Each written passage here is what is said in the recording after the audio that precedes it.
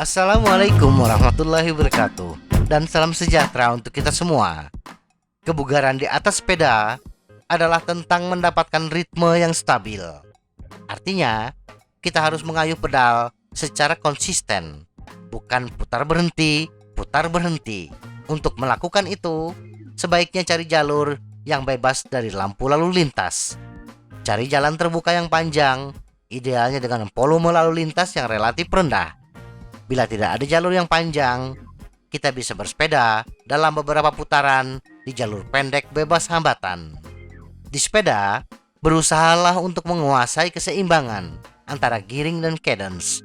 Giring tidak terlalu ringan atau terlalu berat, dan cadence dalam rentang optimal 80 hingga 90 rpm. Temukan kecepatan pedal yang tidak terlalu cepat sehingga kita seperti terpental di sadel, tetapi tidak terlalu lambat sehingga kayuhan terasa terlalu keras.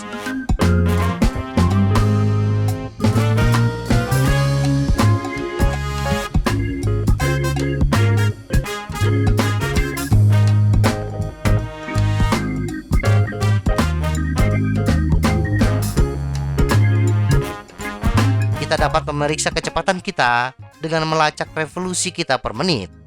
Kecepatan standar adalah 80 hingga 90 putaran per menit. Jika kayuhan pedal kita mendekati 60 per menit, giring kita mungkin terlalu keras. Menemukan sweet spot akan memberikan pelatihan kardiovaskular yang stabil tanpa potensi bahaya pada persendian kita. Selama beberapa latihan pertama kita, bidik perjalanan yang mudah selama 30 hingga 45 menit. Setelah bersepeda, kita mungkin merasakan nyeri di paha depan, bokong, dan betis. Leher dan bahu kita juga sakit. Otot-otot leher dan bahu menahan kepala dan menopang tubuh bagian atas, sehingga perlu waktu untuk menguat bersama dengan kaki kita.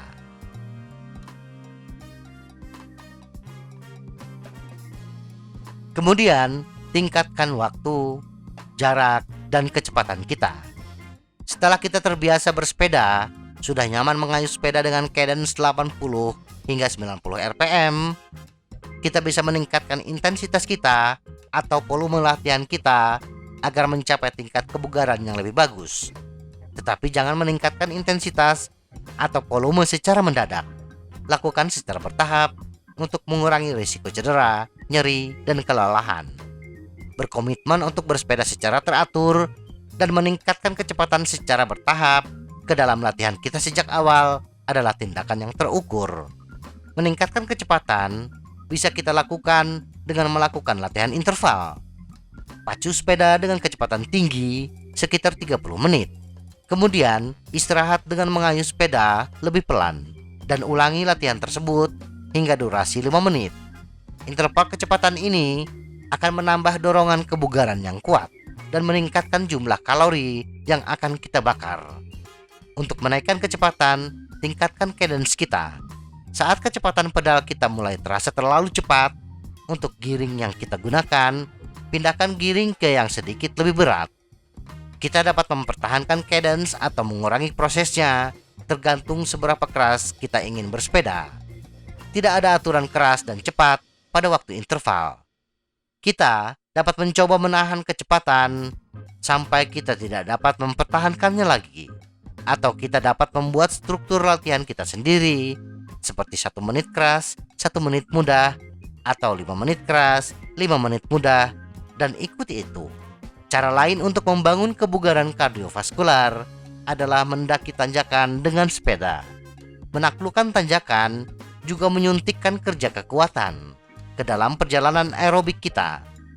Lakukan latihan kombinasi antara bersepeda dengan kecepatan tinggi dengan bersepeda di tanjakan dalam latihan mingguan kita pada pertengahan minggu, dan tutup minggu latihan kita dengan bersepeda santai dalam perjalanan yang jauh, durasi lama.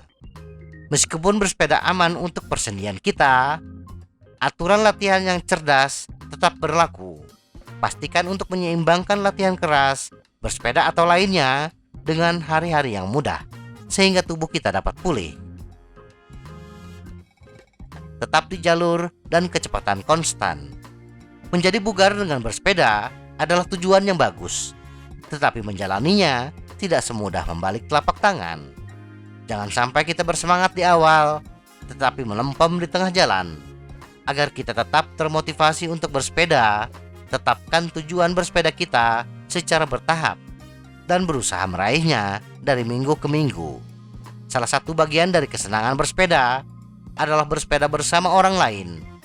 Cobalah bergabung dengan komunitas yang sejalan dengan kita, atau menjelajah rute yang di akhir perjalanan adalah tempat berkumpul banyak orang. Tetapi hati-hati memilih kelompok.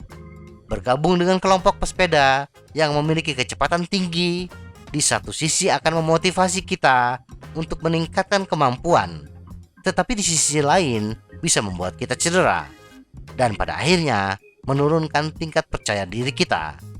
Terakhir, tidak setiap hari adalah hari bersepeda yang sempurna.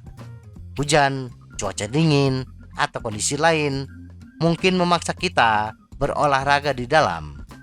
Jika demikian, bersepeda dalam ruangan bisa menjadi alternatif kita untuk terus bersepeda. Saya bersepeda statis setiap hari selama 30 menit antara maghrib dan isya, dan sambil membaca novel kesayangan. Kegiatan bersepeda statis tidak membuat saya bosan. Semoga informasi ini bermanfaat. Tetap sehat, salam goes.